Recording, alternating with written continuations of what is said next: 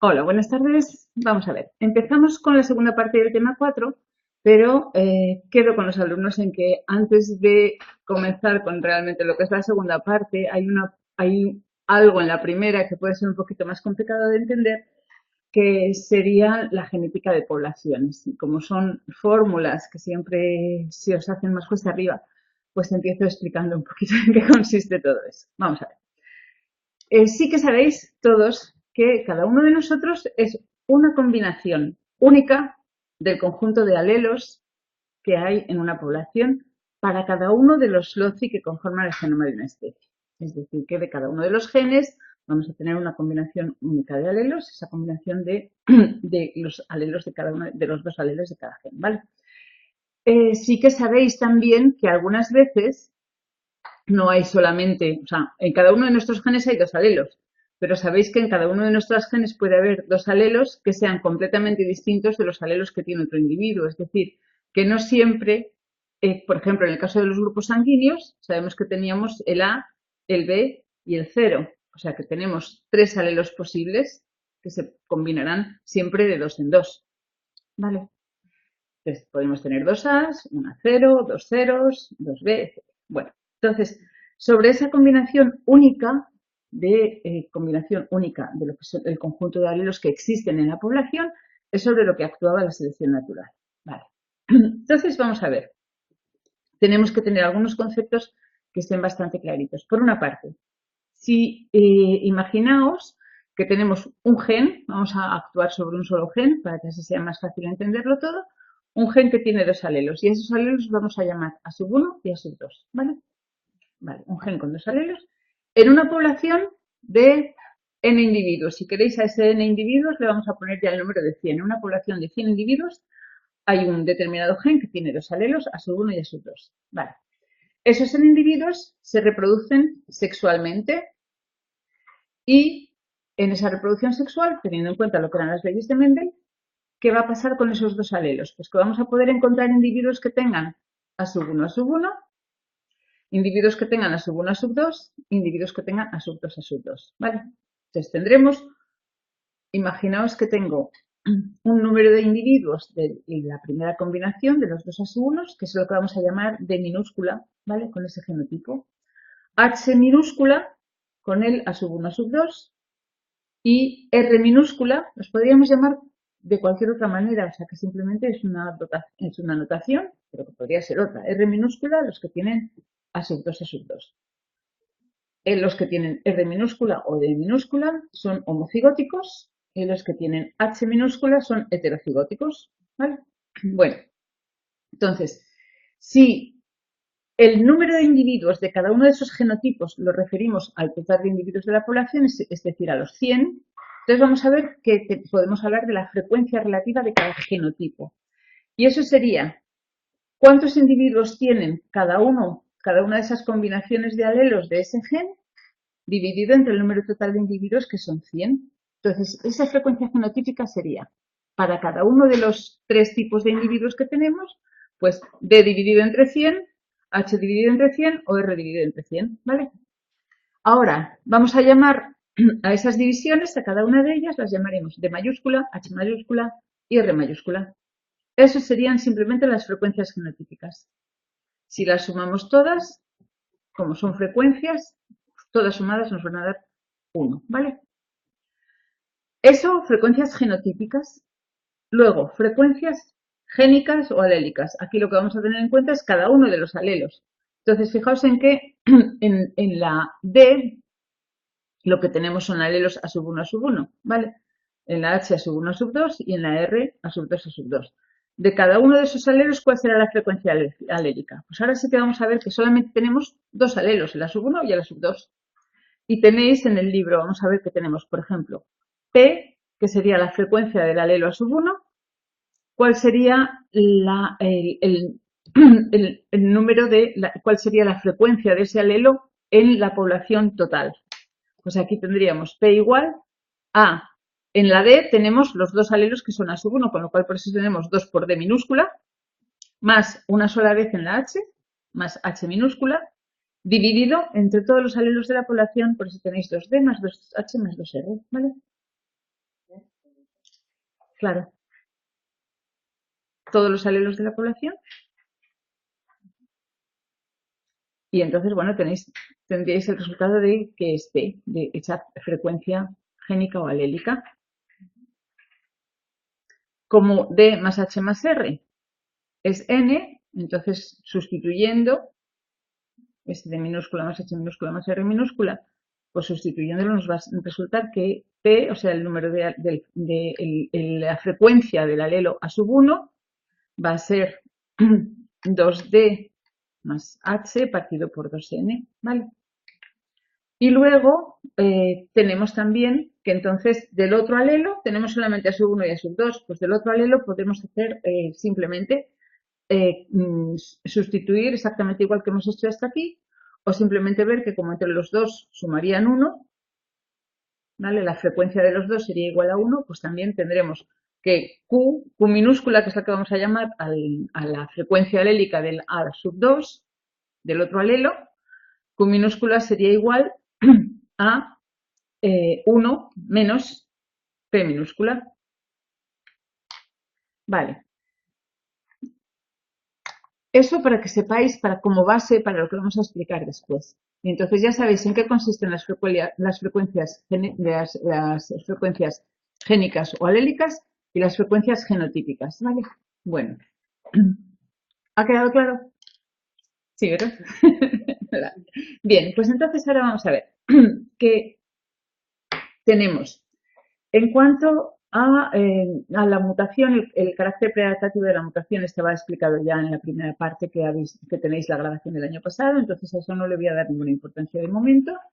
Os dejo con todo ese carácter preadaptativo de la mutación y cómo se descubrió que realmente tenía ese carácter preadaptativo. Y ahora ya sí voy a pasar a lo que sería la migración y la deriva genética. Bueno, entonces ahora empezamos ya con lo que es la segunda parte del tema. Vamos a ver. Si lo tengo aquí, vale. Bueno, a ver, por una parte tenemos las mutaciones. Si hay una mutación de un alelo, lo que va a pasar es que va a producir un cambio directo sobre lo que son las frecuencias génicas y se va a alterar el equilibrio de las poblaciones. Y tenemos también que hay factores, ya hemos visto el carácter adaptativo de la mutación, ahora vamos a ver que hay factores como la migración y la deriva genética al azar, que también pueden estar alterando el equilibrio génico y entonces van a afectar a lo que sería el cambio evolutivo, ¿vale? En una especie. Entonces, fijaos en que vamos a volver a hablar de las frecuencias genotípicas, de las frecuencias génicas. Desde un punto de vista global, la migración de individuos de una población a otra consiste en un flujo de alelos. Imaginaos dos poblaciones que en una de ellas haya unos alelos, que todos los individuos tengan unos determinados alelos y otra población en la que tengan otros. Cuando unos individuos van de una a la otra, entonces hay un flujo de alelos también de una población a la otra, ¿vale? Entonces imaginaos ahora simplemente un gen que está yendo de un lugar a otro, que está viajando de un sitio a otro. Bueno, esos procesos de migración lo que van a hacer es que la población receptora tenga un cambio en las frecuencias génicas, en las frecuencias de los alelos. Aparte de eso, también podría estar introduciendo nuevos alelos en la población receptora. Cuando hablamos de que solamente hay dos alelos de un gen, no van a ser alelos diferentes, pero si estamos hablando, por ejemplo, de los grupos sanguíneos, entonces vamos a tener el A, el B y el 0. Y en ese caso, ¿qué va a pasar? Que sí que va a haber nuevos alelos en la población receptora, podría haberlos. O sea, en una población receptora quizá todos los individuos sean del grupo 0 y RH negativo, además.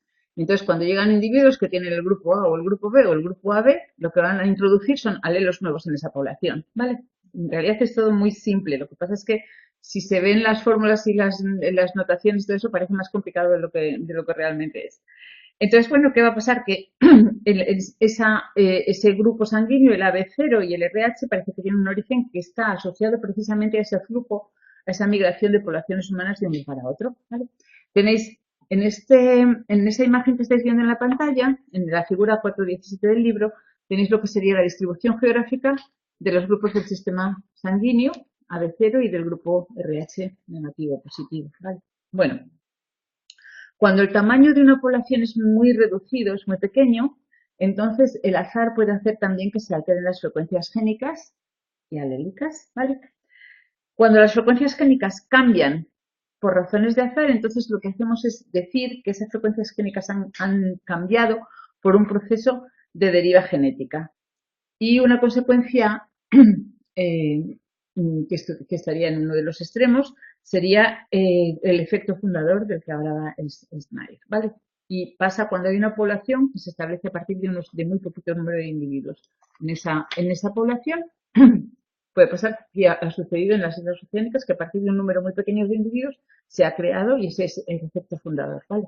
Bueno, en esas poblaciones lo que pasa es que los cambios morfológicos se van a producir con mucha más rapidez, o sea que va a haber una adaptación, lo que es la evolución va a funcionar mucho más deprisa porque han llegado los individuos a ese lugar y entonces ese medio va a seleccionar a los individuos mejor adaptados al medio con bastante velocidad, ¿vale? Va a ser más rápido que cuando son poblaciones más grandes. Cuando son pocos individuos, actúa más deprisa.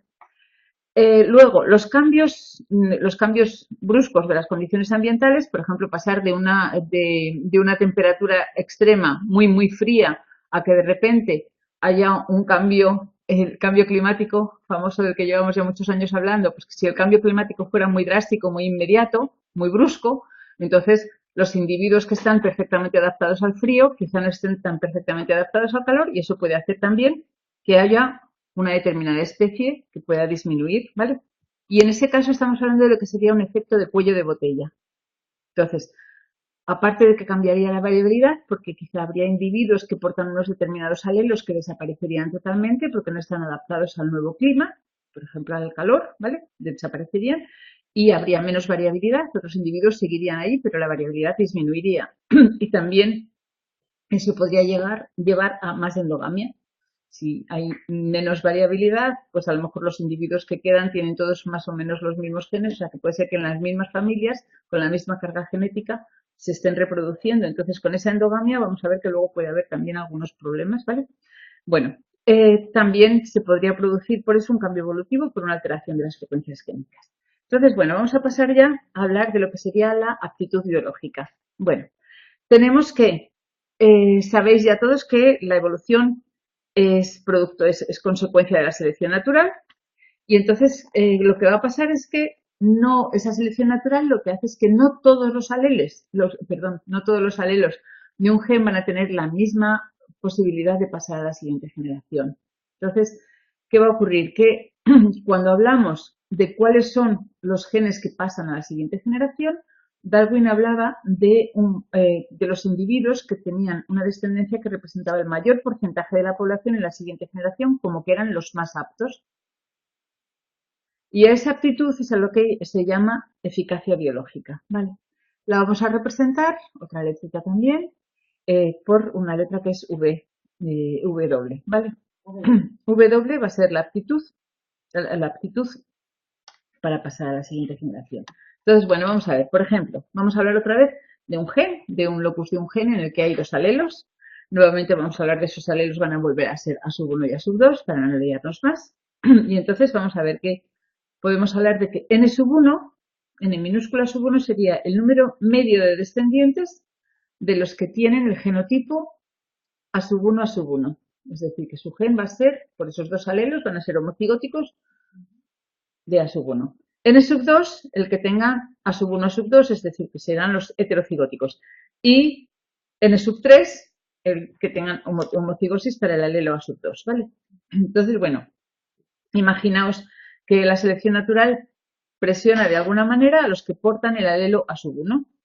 Entonces, en ese caso, lo que vamos a tener es que va a haber menos individuos del primer genotipo que del heterocigótico y menos también a su vez del heterocigótico que de los que son homocigóticos para el A2, ¿vale? Entonces tenéis por eso N1 menor que N2 menor que N3. Esto no es más que una suposición, ¿vale? Entonces, bueno, el genotipo A2 A2 sería entonces el beneficiado, el que aporta más descendientes a la población general, a la siguiente generación. Entonces, si lo que hacemos es comparar si vemos cuál es la contribución de cada uno de los genotipos al número de descendientes de ese que tiene el mayor número de individuos en la siguiente generación, es decir, al n sub 3, a la sub 2, a sub 2, entonces vamos a tener lo que es el valor de la eficacia biológica del fitness de cada uno de ellos. Entonces, fijaos en que tenemos ahí el W de cada uno de los genes que está formado por los dos alelos, ¿vale? Entonces tendríamos el n sub 1 partido por n sub 3, n sub 2 partido por n sub 3, o sea, siempre referido al que tiene el mayor número de individuos. Obviamente, cuando estamos hablando del último, de los homocigóticos para el gen A sub 2, para el gen que tiene sub 2 a sub 2, en homocigosis, ese n sub 3 dividido entre n sub 3 va a ser igual a 1, ¿vale? Bueno, entonces, otra cosa más. Vamos a llamar n mayúscula a la contribución del genotipo que más descendientes aporta a la siguiente generación. Entonces, aquí lo que vamos a tener es que la eficacia biológica ya de cualquiera de los genotipos con n descendientes, sea cual sea ese número de descendientes, va a ser W igual a n dividido entre ese n mayúscula. En este caso, ese n mayúscula va a ser igual que el n sub 3 que teníamos antes, ¿vale? O sea que ese n mayúscula se correspondería, en el ejemplo que estamos haciendo, con los homocigóticos del A sub 2 a sub 2. ¿De acuerdo? Entonces, el valor de la eficacia biológica estaría comprendido entre 0 y 1, ¿vale? Entre 0, que sería la de un genotipo que sería letal, que los individuos no llegarían o no llegarían a nacer o nada más nacer morirían, y el 1, que serían los que sí pasarían a la siguiente generación, ¿vale? En mayor número, ¿vale? Entonces, hay varios ejemplos que os dan en el libro de cada uno de estos casos. Tenemos, por una parte, el enanismo acondroplásico. Ese enanismo acondroplásico está causado por un alelo que es dominante. Acordaos de lo que era el alelo dominante y el recesivo. Entonces, ¿qué pasa? Que con ese alelo dominante se impide el desarrollo normal de las extremidades, de brazos y piernas. Y se hizo un estudio en Dinamarca y se vio que el promedio de descendientes en las que uno de los dos progenitores, padre o madre, sufría esa enfermedad era de 0,25 frente al 1,27 de las familias con los dos progenitores normales. Entonces estamos hablando ya, podemos ver la eficacia biológica, ¿vale? Los descendientes normales es el 1,27, los otros el 0,25, entonces la W ya vamos a sustituir, tenemos 0,25 dividido entre 1,27, ¿vale? Tenemos ahí el promedio de descendientes que tienen el enanismo acondroplásico dividido entre los que tienen el alelo normal, ¿vale? Los descendientes con progenitores sanos. ¿Y cuál es la eficacia biológica en este caso? Sería 0,2. ¿Eso qué significa? Y ahora tenéis, por una parte tenéis el concepto de eficacia biológica perfectamente asimilado. Ahora, esa eficacia biológica sería justamente el complemento de lo que es el coeficiente de selección. Es decir, la selección natural estaría actuando en contra de los individuos que tienen enanismo acondroplásico. ¿En qué porcentaje? ¿En qué número? Pues en este caso sería la eficacia biológica W, que es 0,2 en este caso, es igual a 1 menos ese coeficiente de selección. Solamente pasarían un 0,2, la eficacia biológica sería de 0,2, con lo cual el coeficiente de selección sería de 0,8, ¿vale? Y ese coeficiente de selección lo vamos a llamar S minúscula. Entonces, S minúscula es igual a 1 menos la eficacia biológica. Eficacia biológica y coeficiente de selección están relacionados inversamente. A mayor coeficiente, S minúscula. A mayor coeficiente de selección, menor eficacia biológica. La selección natural altera las frecuencias génicas y también las genotípicas, o sea, por una parte los genes, por otra parte el genotipo, a través de los cambios en la eficacia biológica. Entonces vamos a ver ya, una vez que hemos visto esto, cuáles son los tipos de selección natural. Vale. Bueno, tendríamos, por una parte, la selección depuradora, por otra parte, la selección diversificadora, positiva, la codominante, la de sobredominancia, vamos a hablar después de la superioridad del heterocigoto, con un caso que ya conocéis también, que lo hemos visto en otros capítulos, y después la subdominancia contra el heterocigoto. Vale, vamos a empezar por cada una de ellas, distintos tipos de selección natural. Empezamos por la selección negativa o depuradora. En este caso, lo que va a pasar en esa selección negativa o depuradora, lo que va a pasar es que se van a eliminar los alelos deleterios, es decir, los que causan una disminución en la tasa de reproducción de los individuos que los portan, ¿vale? En cambio, a la que conserva los alelos que son beneficiosos para los individuos que los portan, que portan esos alelos, con eso se va a favorecer el éxito reproductivo, se va a favorecer la eficacia biológica, van a tener más eficacia biológica y esa va a ser una selección positiva o diversificadora. Vale. Cuando nos encontramos con con locis diploides, como pasa en nuestra especie, lo que tenemos son, vale, tenemos la aportación de los alelos del padre y de la madre, ¿vale? Entonces, tenemos que ver también que va a haber un impacto de las mutaciones en la aptitud de los genotipos y no en la de los alelos individuales, porque los dos alelos de un locus pueden interactuar para determinar la aptitud genotípica. Entonces, vamos a ver todas esas maneras en las que eso puede suceder. Vale.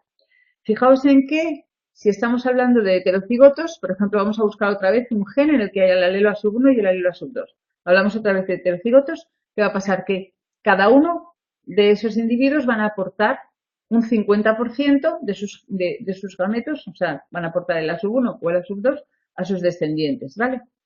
Entonces, si hay un nuevo alelo deleterio, es decir, de los que causan una reducción de la tasa de reproducción, entonces con ese alelo deleterio, entonces va a bajar la eficacia de los heterocigotos. Ese alelo disminuye la eficacia y es eliminado con más rapidez de la población, es eliminado con más velocidad. Y a ese tipo de efecto se le llama selección codominante.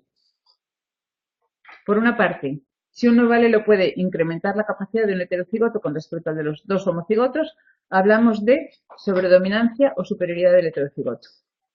Y cuando es al contrario, cuando la selección natural reduce la eficacia biológica de los heterocigotos, entonces hablamos de selección contra el heterocigoto o subdominancia. Vale. Cuando vemos el efecto de la selección, que la selección natural está ejerciendo sobre la distribución fenotípica de una población, tenemos tres tipos de selección natural. Y tenéis estos tres tipos de selección natural que estáis viendo en la imagen. Serían, ay, perdón, este no es, vale. Tendríamos por una parte, esta selección natural, que sería perdón, siempre me pasa lo mismo. A ver, vamos a coger el cuadradito para poder poner todo en su sitio. A ver. Bueno, tendríamos la direccional, la estabilizadora y la disruptiva. Vamos a hablar primero de la direccional.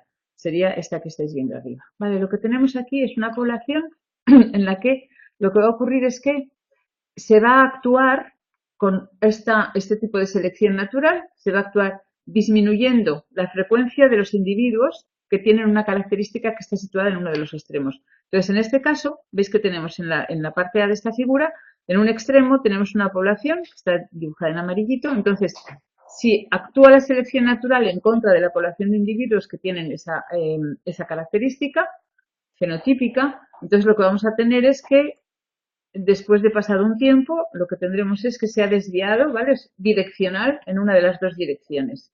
Se va a eliminar a los que están en uno de los extremos de la distribución fenotípica y la media se desplaza hacia el extremo opuesto, hacia este extremo de aquí, ¿vale? Desplazando, por supuesto, desplazando lo que es la media. La media la tenemos aquí, pues ahora la media la tenemos un poquito más a la derecha, ¿vale?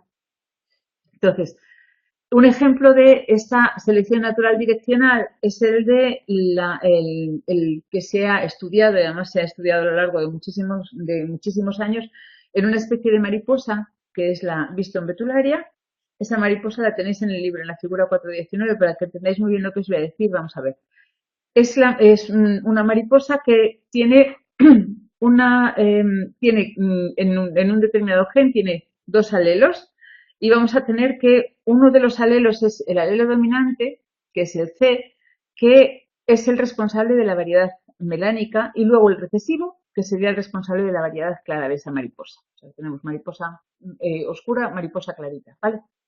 ¿Qué pasa? Que hasta mediados del siglo XIX solamente se había descrito una de las dos variedades de esa mariposa, que era precisamente la que tenía el color clarito.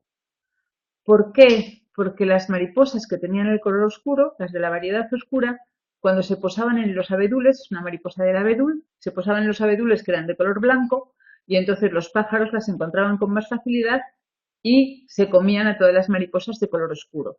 Con lo cual las que quedaban y las que se habían estudiado en la población, fijaos en que tenéis en la tabla 4.2 tenéis la evolución de las frecuencias alélicas. En 1848 veis que lo que tenemos es que prácticamente todas las mariposas tenían el color claro, tenían esos alelos recesivos, ¿vale? ¿Qué pasó? Que con la industrialización, poco a poco los abedules empezaron a tener la corteza teñida de color oscuro, simplemente estaban manchados, por eso se llama, estamos hablando del melanismo industrial, ¿vale? Y poco a poco los pájaros empezaban a encontrar las mariposas que tenían el color claro, con lo cual estaba actuando una selección natural de una manera direccional. En un primer momento, casi todas las mariposas eran de un color y luego poco a poco fue disminuyendo la población de mariposas de ese color clarito y se encontraron muchas más mariposas de color oscuro, hasta el punto de que fijaos en que un siglo después, en 1948, ya tenemos que hay una población de 0,96 de las mariposas oscuras y 0,04 de las mariposas claritas. O sea que es como una inversión completa. Por eso os hablo de que es un ejemplo buenísimo, buenísimo de lo que sería esa selección natural direccional, ¿vale? ¿Veis aquí? Esta población prácticamente se ha reducido a nada, cuando en un primer momento era la que predominaba. Vale. Luego, otro tipo de selección natural sería la selección natural estabilizadora. En este caso, esta selección natural estabilizadora es la que tenéis en esta figura en segundo lugar. Actúa en contra de los individuos que están en los dos extremos, los individuos que tienen el fenotipo de cualquiera de los dos extremos y fijaos en que ahora estoy hablando de fenotipo, ¿eh? O sea que ya estoy refiriéndome a lo que son las características externas. Cuando se hablaba de la mariposa, claramente el fenotipo es lo que se manifiesta al exterior. La variedad clara del alelo recesivo, ¿vale? Bueno, entonces favorece el mantenimiento de las características que están justamente en esta media, ¿vale? En el punto medio. Un ejemplo de esa selección natural estabilizadora, nuestro peso al nacer. Se ha comprobado, creo que está en la siguiente figura, vamos a ver dónde está lo de las maripositas, aquí. Vale, se ha comprobado que la mayoría de los recién nacidos tienen un peso en torno a los 3,6 kilos. Ese es el peso cuando los niños que tienen ese peso en torno a los 3,6 kilos presentan mucha menos mortalidad que los que están hacia los otros extremos. Entonces, bueno, por supuesto, los que están cerca pues van a seguir más o menos teniendo una tasa de mortalidad muy baja. Pero, pues por supuesto, cuando hablamos de pesos mucho más bajos hay más tasa de mortalidad y cuando hablamos de pesos mucho más altos, pues también, ¿vale? Entonces, aquí lo que habría sería una selección natural estabilizadora, ¿vale? El peso al nacer, el peso asociado a una menor mortalidad en las 4 primeras semanas de vida. Los neonatos que tienen más o menos peso de los 3,6 pues tienen más tasas de mortalidad que esos niños. Y por último tendríamos la selección natural disruptiva, que es la que estaría en la parte de abajo, ¿vale? Aquí lo que tenemos es precisamente que es justo lo contrario de antes. Lo que vamos a tener es que los individuos que tienen el fenotipo cerca de lo que sería la media del fenotipo medio de la población son los que van a verse perjudicados a largo plazo porque lo que va a hacer esta selección natural disruptiva es actuar a favor de los individuos que están justamente en los dos extremos, ¿vale? Entonces, un ejemplo también, la mosca Drosophila melanogaster. Esta mosca tiene varios alelos que tienen variantes enzimáticas que cambian en la temperatura óptima a la que están llevando a cabo su actividad catalítica, ¿vale? El metabolismo. Y entonces, ¿qué va a pasar? Que, por ejemplo, en la enzima alcohol deshidrogenasa de esta mosca, de la Drosophila melanogaster, lo que pasa es que dependiendo, hay una selección natural disruptiva que lo que va a hacer es favorecer los dos extremos que son los que están adaptados a lugares más cálidos o a lugares más fríos. Con lo cual, los individuos que están en el medio se van a ver desfavorecidos porque van a tener más dificultad para adaptarse a fríos extremos o a temperaturas extremas de calor también, ¿vale? Otro de los ejemplos podría ser también las variaciones en el pico de los pinzones de Darwin. Y aparte de esa selección natural, hemos hablado de los tres casos, tanto de la estabilizadora como de la bidireccional y de la disruptiva. También tenemos luego la selección natural. Vale, pues entonces, hablando perdón, la selección sexual, la selección relacionada con el sexo. Vale. Cuando hablamos de el conflicto entre los individuos de un determinado sexo por acceder al otro para poderse reproducir, en ese caso es cuando Darwin hablaba de lo que era la selección sexual. ¿Vale? Simplemente es para distinguirla de la selección natural que hemos visto hasta ahora. Con respecto a esto, lo que vamos a ver son características que confieren una cierta ventaja para el apareamiento. ¿Vale? Bueno, entonces, cuando hay una determinada eficacia biológica, esa eficacia biológica, esa W de la que hablábamos antes, también puede depender de esa selección sexual. Y ese tipo de selección es la que causa el dimorfismo sexual que hay en muchísimas especies animales. El primer ejemplo de lo que se habla en el libro es el del canto de las aves, que está normalmente mucho más elaborado en los machos que en las hembras, o sea que hay un dimorfismo sexual en cuanto al canto. Los machos cantan más que las hembras y está relacionado directamente con lo que sería el cortejo, ¿vale? Con el cortejo y con el establecimiento en un territorio que pertenece a un macho determinado, ¿vale? Luego también en los primates, en esa imagen lo que estáis viendo sería lo que ocurriría el dimorfismo sexual en relación con el tamaño corporal en primates, ¿vale?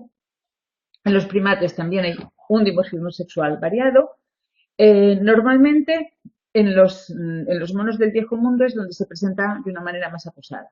Y ese dimorfismo normalmente está muy relacionado con lo que es el tamaño del cuerpo y también con el tamaño de los caninos.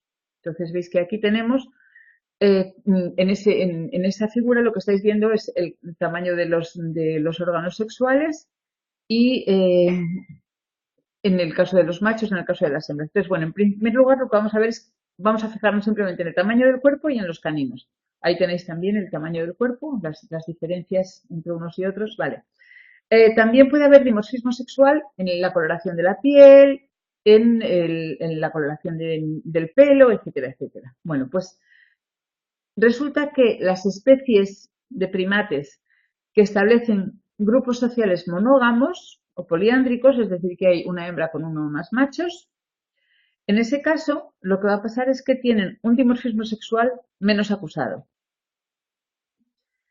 Cuando hablamos de especies que viven en grupos sociales que están formados por un macho y con varias hembras, que son poligínicos, entonces, que tendríais aquí, que es lo que ocurriría, por ejemplo, en el caso de los gorilas, ¿vale? Tenéis aquí gorila, gorila, aquí tenéis el macho y aquí tenéis la hembra, ¿vale? Del macho ya sabéis, la dotación es simplemente que cuando se especifica que es un macho se pone una flechita y cuando es una hembra se pone una cruz. O sea, en la parte de arriba tenéis a los machos y en la de abajo las hembras, de gorila, de humanos, de orangután y de chimpancé. Vale, pues en ese caso lo que tenemos es que hay un dimorfismo sexual poco acusado.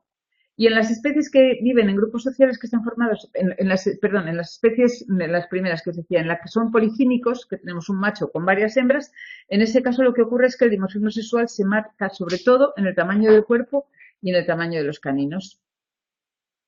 Y cuando hablamos de especies que forman grupos sociales en los que hay varios machos y varias hembras que están copulando de una manera indiscriminada unos con otros, como en el caso de los chimpancés, entonces lo que tenemos es que sí hay mucho dimorfismo sexual en cuanto al tamaño de los testículos, pero hay un moderado dimorfismo sexual en cambio en el tamaño del cuerpo y los caninos. Entonces en la parte de arriba lo que tendréis es las diferencias de los machos con respecto a la hembra que está en medio.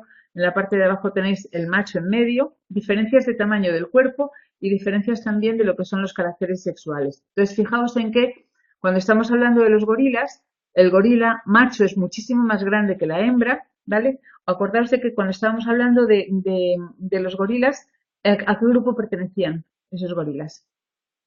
¿En qué grupo estaban? ¿Os acordáis?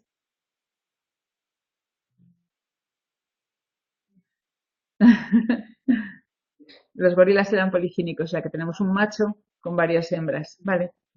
Y en ese caso lo que pasaba es que había menos diferencia lo que era el tamaño de los órganos sexuales. Fijaos en que tenemos los testículos y tenemos también los órganos sexuales femeninos.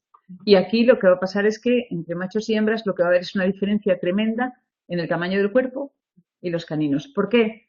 Realmente el gorila va a estar, o sea, tiene una adaptación, tiene un fitness mayor porque tiene que defender a su grupo de hembras, tiene que tener su grupo y su territorio, ¿vale? Entonces es mucho más grande el macho que la hembra y ahí va a haber una diferencia que va a estar relacionada con lo que es esa selección sexual, ¿vale? En cambio, en el caso de los chimpancés, que copulan todos con todos indiscriminadamente. Aquí, ¿qué es lo que vemos? Chimpancé macho, chimpancé hembra. Tanto en el caso de los machos como de las hembras, lo que tenemos es un dimorfismo sexual marcadísimo, muy, muy marcado. Es justamente lo contrario que pasaba con los gorilas. ¿Veis? Aquí hay un dimorfismo sexual muy marcado en cuanto a los órganos sexuales, tanto en el tamaño de los testículos como en el tamaño del perineo. No tanto de las mamas, en el caso de los chimpancés. Y cuando hablamos de las especies que son monógamas, que serían los gibones, en ese caso va a haber un dimorfismo sexual mucho menos acusado, ¿vale? Y fijaos que curiosamente entre los humanos tenemos diferencias. ¿Qué diferencias veis sobre todo? El tamaño del cuerpo y los caninos no. ¿Dónde están las mayores diferencias? También en los órganos sexuales. En órganos sexuales, pero sobre todo órganos sexuales, en el caso de los machos, pues el tamaño del pene, clarísimamente. Y en el caso de las hembras, curiosamente son las hembras que tienen el tamaño de las mamas mayor comparadas también con todas las demás hembras. ¿Vale? Entonces, bueno, veis las diferencias entre unos primates y otros. ¿Vale? Los humanos tenemos, sí que es verdad que de todas formas hay una pequeña diferencia en tamaño de los hombres con respecto a las mujeres, si hay un dimorfismo sexual, claro, ¿vale? Y bueno, pues podemos hablar también de tasa metabólica, que es menor en las mujeres. Nosotros tenemos el metabolismo más bajo, con lo cual es más fácil para las mujeres que acumulemos más grasa. Nuestro metabolismo basal es menor, entonces la acumulación de grasa es mayor en las hembras que en los machos, también en la distribución de nuestro pelo, etcétera, etcétera. Bueno, después vamos a ver que también, aparte de eso, de lo que son simplemente características fenotípicas, de este tipo, también hay diferencias fenotípicas en cuanto a la conducta, o sea que también existe ese dimorfismo sexual en determinadas conductas. En los seres humanos estábamos hablando de diferencias conductuales que, por ejemplo, se habla de que, se habla de que las mujeres tienen más capacidad verbal que los hombres y en cambio los hombres tienen mucha más orientación espacial que las mujeres, se orientan con más facilidad. No sé si en vuestro caso es así o no. En el mío, desde luego, yo no me oriento para nada, pero bueno. Y por último vamos a hablar de lo que serían los polimorfismos equilibrados. Nosotros tampoco. No, vale. ¿Y capacidad verbal? ¿Qué tal? Buena. Las mujeres sí. Vale. Bueno, entonces, ahora los polimorfismos equilibrados. Vamos a ver. En este caso sí que vamos a hablar, ahora vamos a ir a lo de la superioridad del heterocigoto. Vamos a hablar el caso de la anemia falciforme, de nuevo, ya habíamos hablado de ella en otro capítulo, y después vamos a hablar también de la selección natural dependiente de la frecuencia. Vale, aquí estáis viendo en esta figura lo que sería una muestra de sangre de una persona que es heterocigota para el locus, en un determinado gen, de la hemoglobina. Entonces, fijaos en que ese gen de la hemoglobina lo que tiene es dos alelos, que son el HbA y el HbS, ¿vale? El HbS es el que causa la anemia falciforme. ¿En qué consiste esa anemia falciforme? Pues resulta que codifica una determinada hemoglobina que cuando la tensión de oxígeno es baja, cuando hay poco oxígeno, entonces lo que ocurre es que esa hemoglobina experimenta un cambio en su estructura. Y entonces lo que va a pasar es que esa hemoglobina hace que presente un aspecto de filamento dentro de lo que es el glóbulo rojo, serían estos glóbulos que estáis viendo aquí con esta forma, y eso hace que el glóbulo rojo se comprima y llegue a tener esa forma como de hoz, por eso se llama falciforme, ¿vale? Entonces, ¿qué ocurre? Que si un individuo es homocigótico para ese gen, para ese alelo, perdón, para ese alelo del gen de la hemoglobina, si es homocigótico para el HBS, en ese caso lo que ocurre es que nace, pero en cuanto hay una tensión de oxígeno, todos sus glóbulos rojos se van a comprimir y lo que pasa es que ese individuo no llega a la edad de la reproducción, ¿vale? O sea que vive durante unos años, pero no consigue reproducirse. Con lo cual, los heterocigóticos para ese alelo del gen de la hemoglobina, perdón, los homocigóticos para ese alelo del gen de la hemoglobina no se reproducen, tienen una eficacia reproductiva nula. En cambio, los que tienen el alelo de la hemoglobina normal, el HbA, esos individuos lo que va a pasar es que van a poder desarrollarse perfectamente en condiciones normales de oxígeno o en condiciones en las que haya menos oxígeno también. Entonces su eficacia biológica es mayor y lo que ocurre es que en determinados lugares los individuos que son heterocigóticos, es decir, que tienen los dos alelos de ese gen, pueden vivir de una manera totalmente normal, pero tienen una característica que les hace ser superiores a los homocigóticos para el gen de la hemoglobina, el A, vamos a llamarle el A, ¿vale? ¿Por qué? Porque los individuos que son homocigóticos para el A, en los lugares en los que existe la malaria, son susceptibles a contraer malaria y pueden sufrir esa enfermedad y entonces pues hay muchos individuos que mueren a causa de la malaria, ¿vale? Sin embargo, los que son heterocigóticos tienen esa hemoglobina que es resistente a la malaria. Con lo cual, en los lugares en donde hay malaria, los heterocigóticos pueden ser superiores a los homocigóticos porque tienen precisamente esos dos alelos del gen. Porque ellos no pueden infectarse de malaria y al mismo tiempo pues pueden tener una vida que no, su hemoglobina no es tan eficaz como la hemoglobina de los que tienen el otro, de los homocigóticos para el otro lado, pero en cambio esos pueden morir a causa de la malaria, con lo cual al final en esos lugares la población de heterocigóticos tiene un beneficio precisamente por eso, por portar los dos genes. Si veis en el libro tenéis un mapa de la frecuencia de distribución de ese alelo de la hemoglobina que causa la anemia falciforme y tenéis las regiones en las que hay malaria. Entonces veis la comparación de las regiones de África y donde hay malaria. En esos lugares hay precisamente individuos que son heterocigóticos y que portan ese alelo de la anemia falciforme. ¿Vale? Obviamente, en heterocigosis sí que hay individuos que nacen con homocigosis para ese alelo, pero como os decía, no llegan a la edad reproductiva, con lo cual no van a pasar a la siguiente generación, pasan menos alelos. Pero bueno, de todas maneras, como el heterocigótico sigue siendo beneficiado porque no tiene malaria, pues en la generación siguiente va a seguir habiendo individuos que porten ese alelo y que lo van a poder transmitir. Solamente los heterocigóticos, los otros no van a llegar a la edad reproductiva, pero los heterocigóticos sí que lo pueden seguir transmitiendo, ¿vale? Entonces, tienen una ventaja sobre los dos homocigóticos. Vale, después tenemos la selección natural dependiente de frecuencia. Vale, en algunas especies, la frecuencia que tenga un determinado fenotipo en una población puede estar afectando también a la eficacia biológica. Entonces va a ser un factor de selección que también va a conducir a la aparición de polimorfismos en la población. Y ese mecanismo, por ejemplo, se ha estudiado en lo que es el complejo mayor de histocompatibilidad.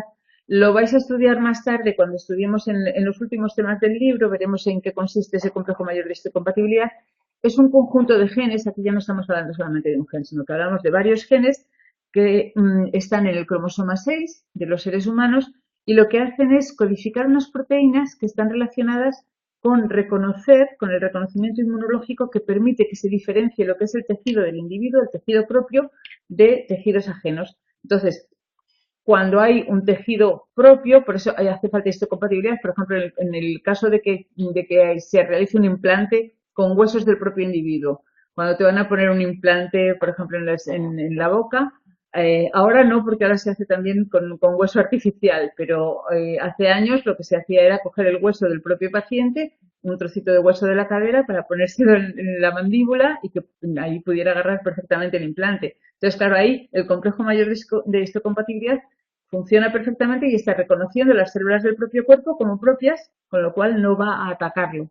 Entonces, cuando estudiemos el capítulo en el que hablemos de inmunología, del sistema inmune, veremos que el sistema inmune nos está defendiendo de todo lo que, de todos los de cualquier organismo que pueda estar atacando, ¿vale? A nuestras propias células, a nuestra sangre o a nuestro organismo. Entonces, bueno, aquí actúa ese complejo mayor de histocompatibilidad en la defensa del organismo frente a infecciones, etcétera, ¿vale?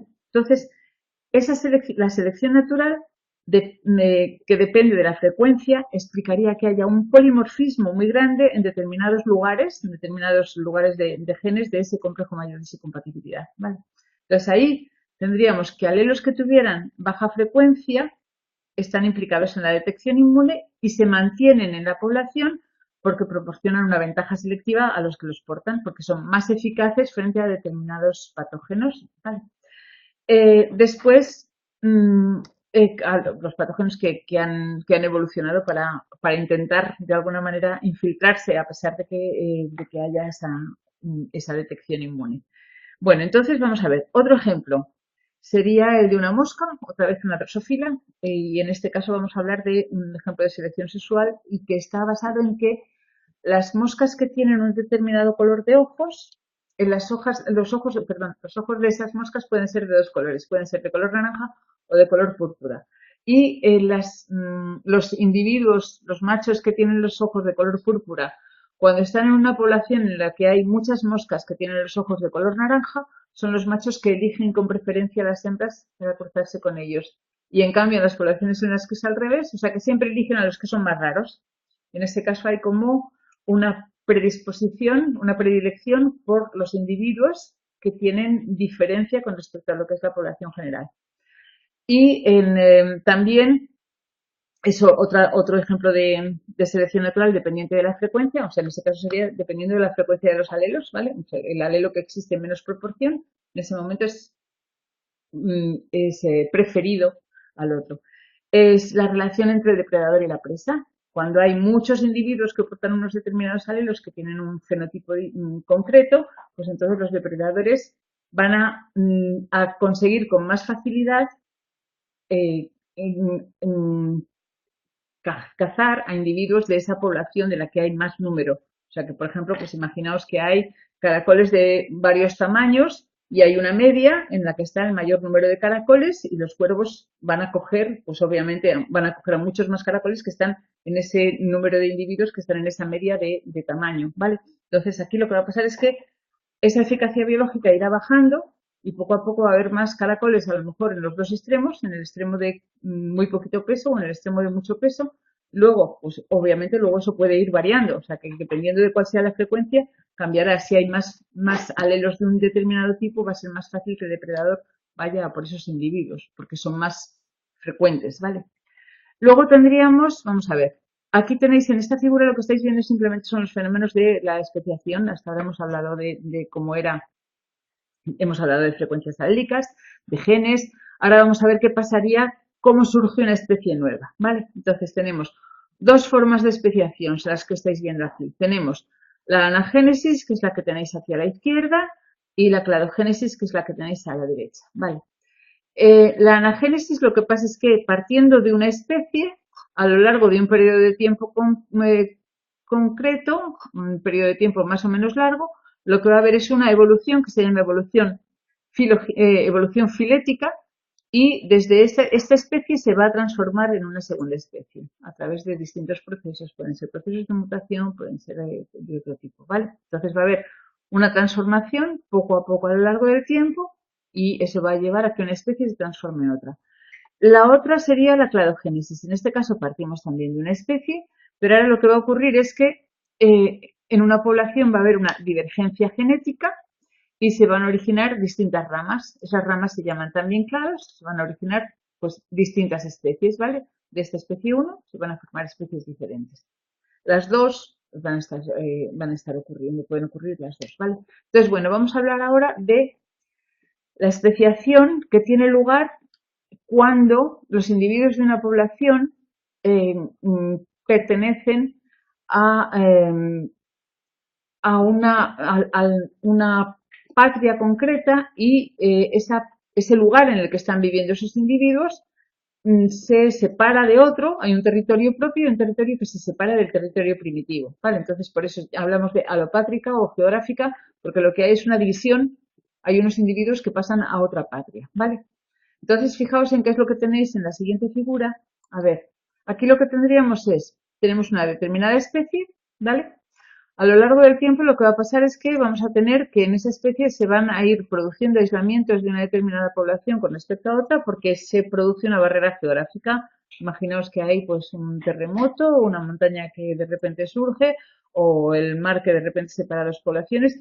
Esas dos poblaciones en un momento determinado vienen de esa especie A y siguen siendo la misma especie. Pero a partir del momento en que hay una barrera geográfica, lo que va a pasar es que de esa primera especie, una de ellas se va a transformar en otra. ¿Por qué? Porque el hecho de estar en otra patria, en otra población, va a hacer que las características fenotípicas que están más adaptadas a ese nuevo lugar van a ser distintas de las que estaban adaptadas al primitivo, con lo cual se van a favorecer unas determinadas características fenotípicas frente a las primeras y poco a poco esa especie original puede transformarse en una especie completamente distinta. ¿Vale? Llegará un momento en que esa especie puede ser completamente distinta. ¿Cuándo hablamos de que realmente ha habido una especiación? Pues cuando lo que va a pasar es que hablamos de que hay una especiación, o sea, una diferencia entre dos especies en el momento en que los individuos de una población no pueden cruzarse con los individuos de la otra, es decir, que no pueden reproducirse entre sí, ¿vale? En ese momento es cuando se ha producido realmente la especiación, cuando ya no se pueden reproducir entre ellos. Entonces siempre hay algún momento intermedio en el que todavía los individuos pueden seguirse cruzando y sería lo que tenemos, por ejemplo, cuando hablamos de los caballos y las burras o de las yeguas y los asnos. En ese caso pueden cruzarse entre sí y dan lugar a híbridos, ¿vale? Pero esos híbridos son estériles.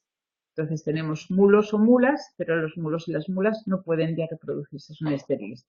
Esa sería la esterilidad del híbrido. En este caso estaríamos hablando de la inviabilidad de la esterilidad del híbrido. Perdón.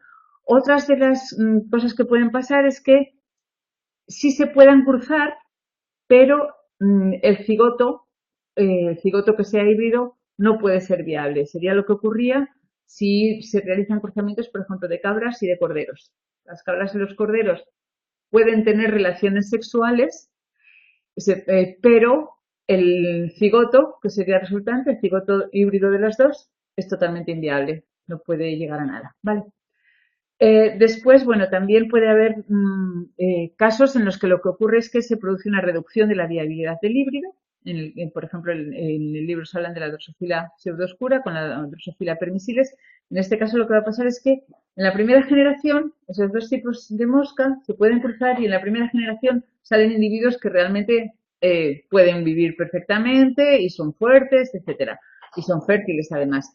Pero si se cruzan entre sí, la segunda generación tiene una mortalidad muy alta y es muy débil, ¿vale? Son individuos muy débiles. O sea que en la primera generación sí se podría, pero en la segunda ya prácticamente desaparecerían la mayoría de los individuos. Bueno, eso en cuanto a los mecanismos de especiación, a ver, estábamos viendo la alopátrica, que serían los que vienen de los que porque van a otro lugar, a otra patria, pero también podría producirse una especiación, que sería la que tenéis aquí a la derecha, que sería una especiación simpátrica, quiere decir que es en el mismo lugar geográfico, la misma patria. Entonces aquí lo que tenemos es una especie primitiva, pero en un determinado momento pues puede ser que se aporten alelos de individuos que vengan de otra población aquí o simplemente que haya mutaciones entre los individuos de esa primera especie y poco a poco hay una nueva zona ecológica en la que hay individuos que portan otras características y poco a poco a lo largo del tiempo lo que puede pasar es que realmente existan ya dos especies que estén perfectamente diferenciadas. Siempre, tales como os decía, va a haber momentos en los que todavía se puedan cruzar. Por ejemplo, pues nos hablaba el otro día de los perros y de los lobos, que pueden todavía cruzarse entre sí y eso nos está indicando que la especiación aún no se ha producido totalmente. Porque se supone que son dos especies, pero aún se pueden cruzar. Entonces, bueno, esa diferencia entre una y otra pues aún está un poco como en el aire. ¿Vale? Bueno, entonces tenemos, bueno, aislamiento etológico, aislamiento mecánico, aislamiento ecológico, aislamiento gamético. En cuanto, eso es en cuanto al primer tipo de especiación, que sería la especiación alopátrica, y cuando hablamos de la simpática, pues ya os decía que puede ser en el mismo lugar. Y un ejemplo que os ponen en el libro sería el de algunas plantas que tienen poliploidía. Son plantas, imaginaos que tienen dos alelos de un determinado gen, y cuando se cruzan lo que ocurre es que esos dos genes, se mezclan los dos genes de las dos plantas, y lo que ocurre es que hay una poliploidía, es decir, que ahora van a tener 4 alelos diferentes, o sea que van a tener una diploidía. Es muy, muy frecuente en el mundo vegetal. Entonces lo que va a pasar es que va a salir una nueva especie que lo que va a ser es, en vez de ser diploide, va a ser tetraploide, ¿vale? En vez de tener solamente 2 alelos de un gen, va a tener un gen con 4 alelos distintos. Bueno, en cuanto al hecho de la evolución, en la figura 427 del libro, no sé si la tengo aquí, sí, vale. En esta figura lo que podéis ver es en realidad algunos de los momentos a lo largo de la evolución de nuestra especie, bien viendo la evolución, pero sobre todo pues que os fijéis un poco en cómo ha llegado la evolución a la formación del ser humano y cómo han hecho falta millones de años, pero también que os deis cuenta de que muchas especies han siguen, siguen permaneciendo a lo largo de muchísimo tiempo, o sea que en realidad no podemos decir que el ser humano, en cierto modo no podemos decir que es más eficaz, que su fitness es mayor que el de, por ejemplo, pues especies que son mucho más antiguas, pero que hoy por hoy siguen existiendo, ¿vale? Entonces, a lo largo de esos hitos de la evolución, pues ves que en realidad vemos que tenemos aquí, por ejemplo, a lo largo de todos estos periodos, de los eones, de los periodos de las épocas, que vais viendo cómo tenemos en un primer lugar, os están comparando lo que sería en un primer lugar que ha habido a ver, aquí tendríamos lo que sería una especie y vamos a tener aquí 2 clados, o sea que tenemos 2 vías, hacia un lado se ha ido la mosca de la fruta y hacia el otro lado pues vamos viendo que salen también 2 clados, 2 clados, 2 clados, hasta que vamos a llegar al final al hombre, ¿vale? Pero, como veis, hay muchas especies que siguen todavía, siguen en la Tierra, con lo cual no podemos decir que estén peor adaptadas que nosotros, ni muchísimo menos, porque realmente han estado adaptadas a lo largo de todo ese periodo de tiempo. Vale. Bueno, vamos a ver. En cuanto a lo que sería el hecho de la evolución. A partir del siglo XIX, los evolucionistas han demostrado ese hecho de la evolución y han recogido pruebas de la filogenia de las especies. Entonces, bueno, ha habido una tarea multidisciplinar. Hemos hablado de algunas de las disciplinas que pueden estar involucradas en esto, como la anatomía comparada, genética molecular, etcétera. Pues bueno, como os decía, desde la bacteria hasta las ballenas, tanto las bacterias como las ballenas tienen un antecesor común, ¿vale?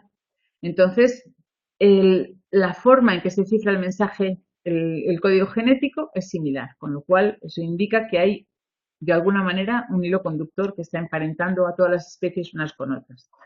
Bueno, el que haya una gran cantidad de ADN parece que sería una de las posibilidades de que haya una creación de nuevos genes, que haya más variabilidad en todas las poblaciones, ¿vale? A los genes que descienden de una secuencia de ADN ancestral común, genes que vienen de ese ADN ancestral que es común, se les llama genes homólogos, ¿vale? Después de una duplicación de esos genes, se experimentan mutaciones que le llevan a que adquieran nuevas funciones, entonces hablamos de genes parálogos. Y ese sería, por ejemplo, el origen de muchos genes como el de la molécula de hemoglobina que veíamos antes, que viene de un gen ancestral de hace unos 380 millones de años. Cuando hay un proceso de especiación y los genes homólogos que están presentes en las nuevas especies siguen teniendo la misma función del gen ancestral común, entonces hablamos de genes ortólogos, ¿vale? Y ese es el caso de muchos homeogenes. Vamos a hablar de los homeogenes en temas posteriores de la asignatura, con lo cual no me entretengo más con esto. Y bueno, sí que sabemos que la mayor cantidad del ADN que tenemos los organismos, hay una gran cantidad de ADN que parece que no tiene ninguna función. Aparentemente no tiene ninguna función, no tiene ninguna función conocida. Poco a poco se va viendo que esos genes, por ejemplo, los genes que no, el ADN que no codifique, que no es codificante, etcétera, etcétera, pues bueno, poco a poco se van descubriendo algunas de esas funciones. Pero realmente es verdad que la mayor parte del ADN de los organismos pluricelulares parece que no tiene ninguna función. Y si os acordáis, hablábamos de que algunas veces las mutaciones eran totalmente silenciosas, o sea que aunque hubiera mutaciones en determinadas partes del ADN, no se notaba porque no tenían un efecto fenotípico que se pudiera ver directamente, ¿vale? Bueno, vamos a ver, ahora, en cuanto a los tipos de evolución, simplemente un poquito por encima, porque ya estamos terminando. Vale, cuando vemos que estamos hablando de homologías, a ver, un momento. Homologías sería cuando a través de el proceso de la evolución, cuando hay una relación filogenética, y tenemos que hay una herencia compartida de un antepasado común, en ese caso estamos viendo que hablaríamos de homologías. Sería lo que estáis viendo en esta figura, estamos viendo la homología de las extremidades anteriores de varias especies. En realidad lo que tenemos es aquí hay un antepasado común, ¿vale? Y de ese antepasado común después hay distintas extremidades, pero todas esas extremidades son fruto de una herencia compartida, ¿vale? Y las diferencias son simplemente la adaptación a distintas funciones en distintos lugares. Entonces veis que aquí tenemos, por ejemplo, el murciélago, tenemos las alas del murciélago que acaban en los 5 dedos, que serían los dedos de una mano de un ser humano, ¿vale? Lo que pasa es que hay una adaptación y son completamente diferentes en su aspecto, y en su función, pero vienen de un antepasado común. En ese caso hablaríamos de homologías. En cambio, cuando de lo que hablamos es de que hay parecidos debidos a una similitud en cuanto a la función, por ejemplo, las alas de un pájaro o las alas de una mosca, en ese caso son alas y alas, pero veis que son completamente distintas, que no vienen para nada de un antepasado común. En ese caso lo que pasa es que hay una solución a un determinado problema, tanto los pájaros como las moscas vuelan y tienen alas. Las alas son muy diferentes, por supuesto, entre sí, pero son alas en los dos casos. Entonces hablamos de analogía, no de homología, ¿vale? No hay un antepasado común entre esas dos especies. Luego tendríamos, vamos a ver, lo que sería en la evolución paralela. A ver, la coevolución, en el caso de estos animales que estáis viendo aquí, veis que a la izquierda lo que tenemos son los animales, los mamíferos de Europa, los mamíferos placentados, y a la derecha lo que tenemos son los mamíferos de Australia, es decir, que son los marsupiales, ¿vale? Fijaos en las similitudes entre unos y otros, ¿vale? Y la única diferencia es que tanto unos como otros, todos son mamíferos, viven en distintos lugares de la Tierra y lo que ocurre es que son muy parecidos porque han tenido adaptaciones similares también, porque ocupan nichos ecológicos también similares. ¿Vale? Entonces, a pesar de que sean tan parecidos, luego resulta que filogenéticamente pueden estar mucho más cerca el toxodonte de la ardilla planeadora y el camello del tigre de dientes de sable, porque los dos son mamíferos placentados y estos son marsupiales, ¿vale? El toxodonte y la ardilla planeadora. Y sin embargo, pues parece que son más cercanos cuando estamos viendo simplemente un tipo el rinoceronte y el toxodonte, ¿vale? Los comparamos entre sí. Entonces estamos viendo que aquí lo que hay es una evolución paralela. Esto sería una evolución paralela. Son adaptaciones parecidas a nichos ecológicos similares también. Luego tendríamos también, simplemente para terminar, lo que serían los procesos de mimetismo. Aquí lo que hay son procesos de coevolución. Fijaos en que aquí lo que tenemos es que hay algunas especies que lo que hacen es establecer una relación con la especie con la que se están relacionando. Por ejemplo, si estamos viendo esta figura de aquí, la de abajo, que sería una de las más claritas, lo que estáis viendo aquí es un insectívoro, que es un escarabajo, y este escarabajo tiene forma totalmente de hoja. ¿Y qué ocurre? Que lo que está pasando aquí es que ha habido una coevolución, hay como una mayor eficacia de los individuos que tienen esa forma de hoja, ¿vale? Por el nicho ecológico que están ocupando. Exactamente igual veis este insectito de aquí, que lo que es este insecto está como parte de la flor, realmente está perfectamente mimetizado, ¿vale? Ese mimetismo, sí, sí, no es parte de la flor, es un insecto que está ahí dentro, ¿vale? Y en ese caso podemos hablar de lo que sería una coevolución, ¿vale? Hay un beneficio común entre las dos especies, el bicho palo que estáis viendo aquí, en la B también, el bicho palo de ahí, ¿vale? Bueno, y con esto, vale, luego lo último que os ponen en este capítulo, que es con respecto a la extinción, en cómo los seres humanos podemos estar. A ver, que todos los organismos vivos en un momento u otro, obviamente, van a acabarse extinguiendo, van a dar lugar a nuevas especies, entonces las especies anteriores pueden extinguirse por distintos motivos, y os hablan también de cómo los seres humanos tenemos algo muy particular que sería nuestra cultura, y cómo también a través de esa cultura que tenemos podemos estar colaborando de alguna manera en la extinción de determinadas especies. Entonces, bueno, todos sabemos, hemos visto montones de veces cuáles son las especies que están en periodo de extinción, el lince ibérico, etcétera, etcétera, y cómo hay seres humanos que por una determinada cultura pues no son capaces de respetar que esa especie pueda seguir viviendo y no se extinga, y que todavía pues hay gente que caza águilas o linces y no tienen ningún respeto porque hay esa variabilidad de individuos. Pero bueno, eso ya es un poco más, esa última parte del capítulo también es un poco más filosófica, entonces lo dejo simplemente para que lo leáis, es entretenido. Vale, y el próximo día empezamos con el tema 5, con la ecología del comportamiento, la primera parte, y luego un día más para la segunda. Vale, se lo vamos a ver en 2 clases. Pues bueno, gracias. Después de la práctica y de todo esto, y que además lo hemos hecho muy seguido, ha sido una cosa muy larga. Bueno, hasta el próximo miércoles.